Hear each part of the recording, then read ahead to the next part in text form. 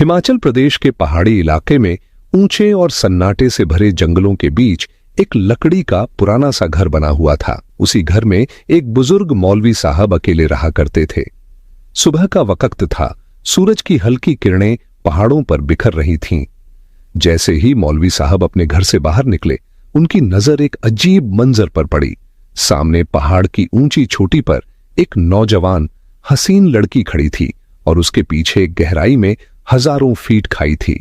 ये नजारा इतना हैरान कर देने वाला था कि मौलवी साहब बगैर कुछ सोचे दौड़ पड़े। अभी लड़की छलांग लगाने ही वाली थी कि मौलवी साहब ने पीछे से उसके बाजू को पकड़कर उसे अपनी तरफ खींच लिया। लड़की ने झटके से उन्हें पीछे धक्का दिया और गुस्से में बोली, तुमने मुझे रोकने की हिम्मत कैसे की? तुम होते कौन हो मेरी जिंदगी में दखल देने वाले? फिर वो दोबारा आगे बढ़ी, जैसे छलांग लगाने वाली हो। मौलवी साहब ने फिर दौड़कर इस बार और ज्यादा मजबूती से उसका हाथ पकड़ लिया। लड़की ने पूरी कोशिश की खुद को छुड़ाने की, लेकिन मौलवी साहब ने इस बार उसे जाने नहीं दिया। फिर नरम लहजे में बोले, आखिर क्या कर रही हो बेटी? बताओ तो सही, शायद मैं तुम्हारी कुछ मदद कर सकूं। लड़की की आंखें आंसुओं से भरी हुई थीं। उसने कहा, मदद? तुम क्या मदद करोगे मेरी? मेरा शौहर गुम हो गया है और मेरे अपने घर वालों ने मुझे निकाल दिया है। अब मेरे पास ना कोई ठिकाना है, ना कोई सहारा। मौलवी साहब कुछ पल उसे देखते रहे, फिर उसके हाथ की कलाई थामकर कहा, चलो मेरे साथ। लड़की सहम गई। कहां? मौलवी साहब ने सिर्फ इतना कहा, बस चलो। वो बिना कुछ कहे उसका हाथ पकड़कर ऊंचे पहाड़ों की तरफ चल पड़े। लड़की बार बार कहती रही, मेरा हाथ छोड़ो, तुम मुझे कहां ले जा रहे हो? कुछ तो बताओ। लेकिन मौलवी साहब चुपचाप उसके हाथ को पकड़े आगे बढ़ते गए। कुछ देर बाद वो उस लकड़ी के घर के दरवाजे पर पहुंचे। दरवाजा खोला और लड़की को अंदर ले गए। लड़की ने घबराकर पूछा, ये कौन सी जगह है? ये किसका घर है? तुम मुझे यहां क्यों लाए हो? मौलवी साहब ने अंदर जाकर उसका हाथ छोड़ा और फिर दरवाजा अंदर से बंद करके कुंडी लगा दी। लड़की डर गई, जोर से चीखी, तुम ये क्या कर रहे हो? दरवाजा क्यों बंद किया? मुझे यहां क्यों ले आए हो? बोलते क्यों नहीं? सिमरन की आवाज कमरे में गूंज रही थी, मगर मौलवी साहब चुपचाप बस उसे देख रहे थे। उनके चेहरे पर ताज्जुब का साया था, लेकिन जबान पर अब भी खामोशी थी। अचानक उन्होंने दरवाजा खोला और बाहर निकल गए, और बाहर से भी कुंडी लगा दी। सिमरन हड़बड़ा गई। उसने जोर से दरवाजा पीटना शुरू किया। तुमने मुझे अंदर क्यों बंद किया? कहां जा रहे हो? मुझे जवाब दो। लेकिन मौलवी साहब ने एक लफ्ज भी नहीं कहा और उसी खामोशी के साथ पहाड़ों की तरफ चढ़ते चले गए। अब रात हो चुकी थी। घर के अंदर सिमरन अकेली और सहमी हुई थी। दरवाजा पीटते पीटते वो थक चुकी थी। आवाज भर्रा गई थी, लेकिन सुनने वाला कोई नहीं था। बाहर सिर्फ अंधेरा था और हवा की सरसराहट जो दिल को और भी ज्यादा डरा रही थी। अचानक दरवाजे से हल्की सी आवाज आई। सिमरन दौड़ती हुई दरवाजे की तरफ गई। मौलवी साहब अंदर दाखिल हो रहे थे, उसी सुकून भरे अंदाज में। सिमरन ने गुस्से में कहा, तुमने मुझे यहां क्यों लाया? दिन भर बंद करके कहां चले जाते हो? मैं कोई कैदी हूं क्या? मौलवी साहब उसके करीब आए और बड़े नरम इत्मीनान भरे लहजे में बोले, डरने की जरूरत नहीं बेटी। इस घर को अब अपना ही समझो। आज के बाद तुम यहीं रहोगी। तुम्हें कहीं और जाने की जरूरत नहीं। उनकी आंखों में एक अजीब सी चमक थी, जैसे दिल में कोई राज छुपा हो। सिमरन ने हिचकिचाते हुए कहा, मैं तुम्हारे साथ कैसे रह सकती हूं? मेरे अपने तो मुझे पहचानने से भी इनकार कर चुके हैं, और तुम एक अजनबी हो, फिर भी इतनी मेहरबानी क्यों कर रहे हो? मौलवी साहब ने नरमी और तसल्ली से बात करके सिमरन का दिल जीत लिया। वो लड़की जो जिंदगी से ठुकरा दी गई थी, अब थोड़ा सुकून महसूस कर रही थी और रुकने के लिए तैयार हो गई। उन्होंने उसे एक पुरानी चारपाई दी और कहा, यहां आराम से सो जाओ। सिमरन चुपचाप लेट गई। उसकी आंखों में अब भी डर था, लेकिन थकावट ने उसे जल्द ही नींद की आगोश में ले लिया। मौलवी साहब अपने बिस्तर पर तो लेट गए, लेकिन नींद से कोसों दूर थे। उनकी आंखें सिमरन के चेहरे को तलाशती रहीं। कितनी मासूम है, कितनी टूटी हुई, और फिर भी कितनी सच्ची। यही सोचते सोचते वो करवटें बदलते रहे। सुबह का उजाला फैलने लगा। मौलवी साहब उठकर सिमरन के पास आए और काफी देर तक उसका चेहरा देखते रहे। अचानक सिमरन की आंख खुली। उसने झट से अपनी चादर ठीक की और हैरानी से बोली, क्या बात है? आप यहां क्या करने आए हैं? मौलवी साहब ने नरमी से मुस्कुराकर कहा, सुबह हो गई है बेटी, उठ जाओ। सिमरन उठकर बैठ गई, मगर अब उसकी आंखों में शक और सवाल तैर रहे थे। फिर मौलवी साहब दरवाजे की तरफ गए और बाहर निकलते ही दरवाजे को बाहर से फिर से बंद कर दिया। सिमरन चौंक गई। वो घबराकर दौड़ती हुई दरवाजे तक आई और जोर से बोली, अब दरवाजा क्यों बंद कर दिया? क्या बात है? लेकिन मौलवी साहब ने कुछ नहीं कहा और बिना कोई जवाब दिए पहाड़ों की ओर बढ़ने लगे।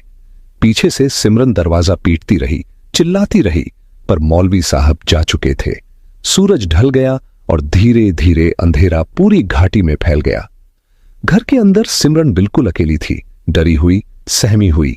दीवारें जैसे चुपचाप सब देख रही थीं और हवा की सरसराहट उसकी बेचैनी को और बढ़ा रही थी। तभी दरवाजा खुलने की आवाज आई। सिमरन फौरन भागकर दरवाजे की तरफ गई। सामने मौलवी साहब खड़े थे, वैसे ही शांत और गंभीर। सिमरन ने गुस्से से कहा, यह सब क्या है? मुझे दिन भर घर में बंद करके कहां चले जाते हो? कुछ बताते भी नहीं। मौलवी साहब ने थोड़ी देर उसकी ओर देखा और फिर शांत लहजे में बोले, कहीं नहीं, बस एक जरूरी काम रह गया था, वही पूरा करने गया था। सिमरन ने हैरानी से पूछा, कौन सा काम? मौलवी साहब ने बात को टालते हुए कहा, अब रात हो गई है, सो जाओ, मैं भी आराम करता हूं। सिमरन थोड़ी देर सोचती रही, मगर कुछ कहे बिना अपने बिस्तर पर जाकर लेट गई। मौलवी साहब भी लेट गए, मगर उनकी आंखें खुली थीं, जैसे कोई सोच उनके जहन में चल रही हो। रात को वह उठे, धीरे से सिमरन के पास आए, कुछ पल तक उसे देखा, फिर कुछ पढ़ा और उस पर फूंक मार दी। जैसे ही सिमरन ने करवट ली, मौलवी साहब भागकर अपने बिस्तर पर लौटे और बुदबुदाए, कल इसे पहाड़ की ऊंचाई पर ले जाना होगा, वही मेरा असली मकसद है। ये सोचते सोचते वह सो गए। सुबह होते ही मौलवी साहब सिमरन के पास आए और बोले, उठो, सुबह हो गई है। सिमरन उठकर बैठ गई। मौलवी साहब ने कहा, घर में रह रहकर थक गई होगी ना, चलो आज तुम्हें पहाड़ों की सैर कराता हूं। सिमरन कुछ कहती, इससे पहले ही उन्होंने उसका हाथ पकड़ लिया और बिना कुछ बोले उसे पहाड़ों की ओर ले चले। काफी देर चलने के बाद वे उसी ऊंची चोटी पर पहुंचे जहां पहले भी 2 दिन तक सिमरन को अकेले छोड़कर जाते थे। मौलवी साहब ने कहा, यहां जरा लेट जाओ, मैं अभी आता हूं। सिमरन ने हैरत से पूछा, तुम कहां जा रहे हो और मुझे यहां क्यों लेटने को कह रहे हो? मौलवी साहब ने बात को घुमाकर कहा, तुम बहुत थक गई होगी, इसलिए कहा है कि थोड़ा आराम कर लो, जमीन पर सीधा लेट जाओ, हाथ पांव सीधे करके। सिमरन को ये बातें बहुत अजीब लग रही थीं। वो हिचकिचाते हुए जमीन पर लेट गई, मगर उसका मन बेचैन था। मौलवी साहब बोले, अब आंखें बंद करो। सिमरन घबरा गई, बोली, आंखें क्यों बंद करूं? मौलवी साहब ने इस बार आवाज में थोड़ी सख्ती लाकर कहा, कह दिया ना, आंखें बंद करो, बिना सवाल पूछे। सिमरन के मन में कई सवाल थे, मगर उसने डरते डरते आंखें बंद कर लीं। मौलवी साहब धीरे धीरे उसके पास आए, बिल्कुल पास बैठ गए और कुछ देर तक उसका चेहरा गौर से देखते रहे, जैसे किसी सवाल का जवाब उसी चेहरे में तलाश कर रहे हों। फिर उन्होंने कुछ पढ़ा और उसके चेहरे की ओर फूंक मारी। सिमरन अब भी आंखें बंद किए चुपचाप पड़ी रही। उसे कुछ समझ नहीं आ रहा था, मगर वो पूरी तरह से शांति में थी। मौलवी साहब दबे पांव वहां से उठे और धीरे धीरे पहाड़ से नीचे उतर गए। वो सीधा घर पहुंचे और अपने बिस्तर पर जाकर लेट गए। कुछ वक्त बीता, सिमरन को एक अजीब सी खामोशी का एहसास हुआ। उसने धीरे से आंखें खोलीं, इधर उधर देखा, मगर वहां कोई नहीं था। उसने मौलवी साहब को पुकारा, आवाज दी, मगर कोई जवाब नहीं मिला। सिमरन अब उस ऊंची चोटी पर अकेली बैठी थी। रात गहराने लगी थी, अंधेरा फैलता जा रहा था और वो डरी सहमी सी मौलवी साहब का इंतजार कर रही थी। तभी उसे कदमों की आहट सुनाई दी। उसने नीचे झांका, देखा मौलवी साहब वापस उसी की तरफ चढ़ते आ रहे थे। जैसे ही वो पास पहुंचे, सिमरन का गुस्सा फूट पड़ा। उसने कहा, तुम ये क्या कर रहे हो? कभी मुझे घर में बंद कर देते हो, कभी पहाड़ पर लिटा देते हो, ये सब क्या है? तुम खुलकर बताते क्यों नहीं? मौलवी साहब कुछ नहीं बोले, बस उसकी आंखों में देखा, फिर उसका हाथ पकड़ा और चुपचाप घर की ओर चल पड़े। रात बहुत आगे बढ़ चुकी थी। घर पहुंचकर मौलवी साहब बोले, जाओ अपने बिस्तर पर लेट जाओ। सिमरन चुपचाप लेट गई, लेकिन उसका मन बहुत उलझा हुआ था। उसके दिमाग में लगातार ये बात घूम रही थी कि मौलवी साहब हर दिन इतने रहस्यमयी क्यों बन जाते हैं? कहीं ये सब कोई चाल तो नहीं? इन्हीं उलझनों में उसकी आंख लग गई। मौलवी साहब भी लेट गए और नींद में चले गए। रात के किसी हिस्से में सिमरन को ऐसा लगा जैसे कोई उसके करीब है। सिमरन ने अपनी आंखें हल्के से खोलीं तो देखा मौलवी साहब उसके सिरहाने खड़े हैं। वो कुछ पल तक चुपचाप उसे देखते रहे, फिर कुछ पढ़ा और उस पर फूंक मार दी। सिमरन कुछ नहीं बोली, बस सोने का नाटक करती रही और चुपचाप सब कुछ देखती रही, उसकी हर हरकत को, उसकी खामोशी को। सुबह का उजाला फैलने लगा। मौलवी साहब उसके पास आए और नरमी से बोले, उठो, चलो बाहर घूमने चलते हैं। सिमरन जो पहले से ही डरी हुई थी और जिसे मौलवी साहब की हरकतों पर अब शक हो चुका था, बोली, नहीं, मैं कहीं नहीं जाना चाहती। मौलवी साहब ने बिना कुछ कहे जबरदस्ती उसका हाथ पकड़ लिया और उसे उसी पहाड़ की तरफ ले जाने लगे। काफी ऊंचाई तक चढ़ने के बाद मौलवी साहब ने कहा, यहां जमीन पर उल्टा लेट जाओ। सिमरन तिलमिलाकर बोली, क्या तुम पागल हो गए हो? कभी घर में बंद कर देते हो, कभी पहाड़ पर लेटने को कहते हो, अब उल्टा लेटने की जिद? आखिर ये सब हो क्या रहा है? कुछ समझाओ तो सही। मौलवी साहब ने थोड़ा सख्त होकर कहा। मैंने कहा ना, उल्टा लेट जाओ। सिमरन ने झुंझलाकर कहा, मैं अब और नहीं झेल सकती। उल्टा लेटना तो दूर, अब मैं तुम्हारी बातों पर यकीन भी नहीं कर सकती। मौलवी साहब बोले, बस मेरी आखिरी बात मान लो, उसके बाद जो चाहो करो। सिमरन थोड़ी देर चुप रही, फिर बोली, ठीक है, अब और क्या कर सकती हूं, ये बात भी मान लेती हूं। वो उस पहाड़ की चोटी पर उल्टा लेट गई, जैसे किसी अनदेखे डर के साथ खुद को सौंप दिया हो। मौलवी साहब बोले, अब अपने हाथ पांव बिल्कुल सीधे करो और आंखें बंद कर लो। फिर वो धीरे से उसके पास आए, बैठ गए, कुछ पढ़ा और उस पर फूंक मार दी। इसके बाद बोले, अब खड़ी हो जाओ, लेकिन ध्यान रखना, आंखें बंद ही रहनी चाहिए। सिमरन उलझन में बोली, आखिर क्यों? अब क्या करने वाले हो? आंखें क्यों ना खोलूं मैं? मौलवी साहब ने सख्ती से कहा, बस बंद रखो, ये जरूरी है। सिमरन ने गहरी सांस ली और आंखें बंद किए जमीन से खड़ी हो गई और मौलवी साहब चुपचाप वापस पहाड़ से नीचे उतरने लगे। उन्होंने पीछे मुड़कर नहीं देखा, बस सीधा अपने घर पहुंचे और बिस्तर पर लेट गए। काफी देर तक सिमरन आंखें बंद किए उसी चोटी पर खड़ी रही। हवा की सरसराहट और पहाड़ की चुप्पी अब उसके मन की बेचैनी से टकरा रही थी। उसने धीरे से पुकारा, कहां हो आप? क्या अब आंखें खोल लूं? लेकिन कोई जवाब नहीं आया। उसने आंखें खोली, इधर उधर देखा, मगर वहां कोई नहीं था। गुस्से में उसका चेहरा तपने लगा और वो चीख पड़ी, ये मौलवी साहब बिल्कुल ठीक नहीं है। मैंने क्यों इन पर भरोसा किया? अब इनके साथ रहना सही नहीं लगता। ये तो मुझे पागल लगते हैं, पता नहीं इनके इरादे क्या हैं। सिमरन थक कर वहीं जमीन पर बैठ गई, हाथ घुटनों पर रखकर, थकी हुई, उलझन में डूबी और डरी हुई। पहाड़ की हवा और अंधेरा जैसे उसके मन के सवालों को और गहरा कर रहे थे। तभी उसे हल्की सी आहट सुनाई दी। उसने नीचे झांका, वही मौलवी साहब थे, धीरे धीरे उसी की तरफ वापस आ रहे थे। जैसे ही वो पास पहुंचे, सिमरन खड़ी हो गई और गुस्से में बोली, तुम फिर मुझे यहां अकेला छोड़कर चले गए थे। आखिर तुम बताते क्यों नहीं? ये सब क्या है? मुझसे क्या चाहते हो? मौलवी साहब थोड़ी देर उसकी आंखों में देखते रहे, फिर एक गहरी सांस लेकर बोले, 2 दिन मैंने इस जगह पर बिताए हैं, 2 दिन तुमने। अब बस एक आखिरी रात बाकी है। आज की रात हमें साथ यहां बितानी होगी। सिमरन हैरानी से बोली, क्यों? मैं तुम्हारे साथ इस पहाड़ पर रात क्यों बिताऊं? तुम्हारा दिमाग ठीक है? ये कैसी अजीब बातें कर रहे हो? तुम्हारे इरादे क्या हैं? मौलवी साहब बोले, बस एक आखिरी रात का साथ दे दो, सब कुछ साफ हो जाएगा, मेरी बात मान लो। सिमरन धीरे से पीछे हटी और बोली, क्या ठीक हो जाएगा? तुम शुरू से ही कुछ भी साफ नहीं बताते। मुझे तो तुम्हारे इरादों पर अब भी शक है। या तो तुम पागल हो या मुझे धोखा दे रहे हो। मौलवी साहब बोले, सब कुछ समझ आ जाएगा, सिर्फ एक रात। सिमरन अब पूरी तरह थक चुकी थी।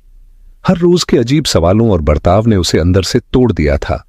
उसने गहरी सांस ली और कहा, ठीक है, मैं आज की रात यहां रहूंगी, लेकिन याद रखना, सुबह होते ही मैं तुम्हारा घर छोड़ दूंगी, अब और नहीं।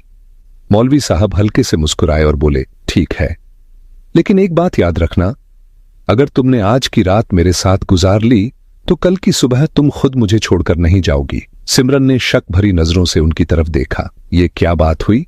तुम्हारे इरादे सही है ना? मौलवी साहब ने एक बार फिर नजरें झुका लीं और धीरे से बोले, रात होने दो, फिर सब कुछ खुद समझ में आ जाएगा। फिर मौलवी साहब ने सिमरन से कहा, जैसे मैं यहां जमीन पर लेटता हूं, तुम भी वैसे ही लेट जाओ। वो खुद जमीन पर लेट गए, शांत और गंभीर। सिमरन थोड़ी देर तक सोचती रही, फिर चुपचाप जमीन पर लेट गई, जैसे किसी अनजाने डर के साए में खुद को छोड़ रही हो। मौलवी साहब ने नरमी से कहा, अब अपनी आंखें बंद करो और नींद में खो जाओ। सिमरन ने आंखें बंद कर लीं और धीरे धीरे नींद की आगोश में चली गई। मौलवी साहब भी लेटे रहे, एक गहरी सांस ली और आंखें मूंद लीं। रात के आखिरी हिस्से में जब आसमान हल्का नीला होने लगा, मौलवी साहब उठकर बैठ गए। उन्होंने कुछ पढ़ा और सिमरन की तरफ फूंक मार दी। फिर नरमी से बोले, अब खड़ी हो जाओ, लेकिन ध्यान रखना, आंखें बंद ही रहनी चाहिए। सिमरन ने घबराकर पूछा, अब क्या नई अजीब हरकत करोगे? तुम फिर से मुझे अकेला तो नहीं छोड़ दोगे? मैं अब आंखें बंद नहीं करूंगी, पहले भी 2 बार छोड़ गए थे। मौलवी साहब ने कहा, नहीं, इस बार नहीं जाऊंगा, मुझ पर भरोसा रखो। सिमरन, जो अब तक की हर हरकतों से परेशान हो चुकी थी, थोड़े गुस्से में बोली, अच्छा चलो ठीक है। उसने फिर आंखें बंद कर लीं। अचानक उसे एहसास हुआ कि किसी ने पीछे से उसके कंधों को पकड़ लिया है और उसकी आंखों पर हाथ रख दिए हैं। उसका दिल तेज धड़कने लगा। वो समझ गई, ये मौलवी साहब ही हैं, वही सब फिर कर रहे हैं। गुस्से से चीख कर बोली, ये क्या कर रहे हो? मुझे ऐसे क्यों पकड़ा है? छोड़ो मुझे। मगर कोई जवाब नहीं आया। उसने झटका दिया और जल्दी से पीछे मुड़ी और वो सन्न रह गई। वहां मौलवी साहब नहीं, बल्कि एक नौजवान खड़ा था। सिमरन की आंखें फटी की फटी रह गईं। फिर वो चिल्लाई, ये तो मेरा शौहर है। वो दौड़कर उसके गले लग गई, बार बार लिपटती रही, आंसुओं में डूबी रही। तुम यहां कैसे आए? मैंने तुम्हें हर जगह ढूंढा, कितनी बार पुकारा। उसकी खुशी की कोई हद नहीं थी। फिर अचानक उसने चारों तरफ देखा और पूछा, वो मौलवी साहब कहां गए? क्या तुम उन्हें जानते हो? क्या उन्होंने तुम्हें यहां लाकर छोड़ा? नौजवान चुपचाप खड़ा रहा, हर बात सुनता रहा, जैसे हर लफ्ज उसकी रगों में उतर रहा हो। फिर उसने सिमरन का हाथ थामा और कहा, चलो मेरे साथ। वो उसे लेकर उसी लकड़ी के घर में पहुंचा जहां कभी एक मौलवी साहब रहा करते थे। सिमरन ने घर की तरफ देखा और हैरानी से बोली, ये तो वही घर है ना? नौजवान चुपचाप खड़ा रहा, कुछ भी नहीं बोला। सिमरन ने दोबारा पूछा, तुम मुझे यहां क्यों लाए हो? उसने हल्की मुस्कुराहट के साथ कहा, तुम पहले भी तो यहीं रहती थीं, अब भी रह लो। सिमरन हैरानी से उसका चेहरा देखने लगी। तुम्हें यह सब कैसे पता? नौजवान ने नरमी से जवाब दिया, मुझे सब कुछ पता है। यह घर उसी मौलवी साहब का है और तुमने यहां क्या क्या देखा वो भी मुझे मालूम है। फिर उसने सिमरन की आंखों में देखा और मुस्कुराकर पूछा, तुम्हें क्या लगता है वो मौलवी साहब कैसे इंसान थे? सिमरन ने लंबी सांस ली और कहा, क्या कहूं, अच्छे थे या अजीब, समझ नहीं आता, मगर जो भी करते थे वो बहुत रहस्यमयी था। कभी कुछ पढ़कर मुझ पर फूंकते, कभी पहाड़ों पर ले जाते, कभी घर में बंद कर देते। नौजवान ने शांत लहजे में कहा, किसी को पूरी तरह समझे बिना उसके बारे में फैसला नहीं करना चाहिए। हो सकता है उसके पीछे कोई मजबूरी रही हो। सिमरन ने धीरे से पूछा, मगर कैसी मजबूरी? और तुम ये सब कैसे जानते हो? ये सब तो मेरे साथ ही हुआ है। उसने जवाब दिया, मैं जानता हूं, और इससे पहले कि मैं सब कुछ बताऊं, क्या तुम नहीं जानना चाहती कि मैं उस दिन कहां चला गया था? सिमरन बोली, हां, वो दिन मैं कभी नहीं भूल सकती। नौजवान ने कहना शुरू किया, वो दिन जब मैं घर से निकला और फिर लौटकर नहीं आया। रास्ते में मुझे एक अजीब सी लड़की मिली। वो रहस्यमयी थी। उसने मुझसे कहा कि मुझसे शादी कर लो। मैंने गुस्से में कहा कि मैं पहले से शादीशुदा हूं और मेरी पत्नी मेरा इंतजार कर रही है, लेकिन उसके चेहरे पर एक अजीब सा डर था, जैसे वो इंसान नहीं कुछ और हो। जब मैंने उसे मना किया, उसने कुछ पढ़ा और मुझ पर फूंक मारी और उसी पल मेरी जिंदगी बदल गई। मैं, जो एक नौजवान था, पल भर में बूढ़ा बन गया। उसके बाद मैं घर की ओर भागा, लेकिन जब दरवाजे तक पहुंचा तो मेरे मन में ख्याल आया कि इस हालत में तुम मुझे पहचान नहीं पाओगी। एक बूढ़े आदमी की सूरत में कैसे तुम्हारे सामने आऊं? इसलिए मैं वापस लौट गया और उसी जगह गया जहां वो रहस्यमयी लड़की मिली थी, मगर अब वहां कोई नहीं था। थका हारा लौट रहा था कि रास्ते में एक बुजुर्ग मौलवी मिले। उन्हें सब कुछ बताया। उन्होंने कहा, यह काला जादू है, लेकिन नेक इरादे और सच्चे दिल के सामने टिक नहीं सकता। उन्होंने मुझे सलाह दी, किसी वीरान जगह में अकेले रहो। अगर तुम्हारी पत्नी सच्चे दिल से तुम्हें ढूंढती हुई वहां आ जाए और तुम हर रात उसके पास बैठकर कुछ पढ़कर फूंकते रहो, तो एक दिन ऐसा आएगा जब वो तुम्हें गले लगाएगी और वही लम्हा जादू के टूटने का होगा। यही सुनकर मैंने ठान लिया कि मैं इसी रास्ते पर चलूंगा। मैं उस वीराने में मौलवी का रूप धरकर रहने लगा और हर रात तुम्हारे पास बैठकर चुपचाप वहीं पढ़ता रहा। जिस दिन तुमने मुझे गले लगाया, उसी पल मेरा जादू टूट गया और मैं फिर वही इंसान बन गया जिसे तुम दिल से चाहती हो। सिमरन ये सब सुनकर स्तब्ध रह गई। उसकी आंखों से आंसू बह निकले। वो बोली, क्या वो मौलवी तुम थे? नौजवान ने सर हिलाया। हां, वो मैं ही था। सिमरन दौड़कर उसके गले लग गई और रोते हुए बोली, मुझे माफ कर दो, मैं तुम्हें पहचान नहीं पाई। उसने उसके सिर पर हाथ रखा और कहा, तुम्हारा कोई कसूर नहीं है। यह सब एक राज था जो मैं छुपा नहीं सकता था, मगर तुमने जो निभाया वो सच्ची मोहब्बत की मिसाल है। फिर मुस्कुराकर पूछा, अब बताओ मौलवी कैसा था? सिमरन हंसते हुए बोली, बहुत अजीब था, लेकिन अब समझ में आया कि वो मौन, रहस्यमयी और अकेला क्यों था, क्योंकि वो तुम थे। वो जोड़ा जो बरसों पहले बिछड़ गया था, आज फिर से मिल गया। एक सच्चे दिल पर न कोई जादू असर करता है, न कोई छल। सच्चाई और नेक इरादा हर अंधेरे को मिटा देता है।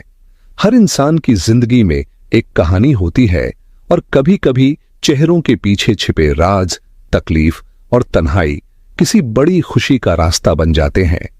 यही